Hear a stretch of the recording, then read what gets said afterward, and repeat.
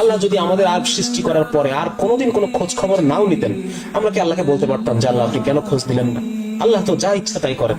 আল্লাহ তো যখন বলেন যে হও সেটা হয়ে যায়। আল্লাহকে জবাবদিহি, আল্লাহ কোনো জবাবদিহি নাই। আল্লাহ তাআলা যদি চান আমাদের সবাইকে যদি আল্লাহ জাহান্নামে দিয়ে দেন, তবু আমাদের কোনো কিছু বলার আছে? আমরা তো আল্লাহর বানানো জিনিস। আমরা আল্লাহর গোলাম, আল্লাহর বানানো জিনিস। আমাদের স্বাধীন যে ইচ্ছা শক্তি আল্লাহ তাআলা দিয়েছেন, এটাই তো অনেক কিছু।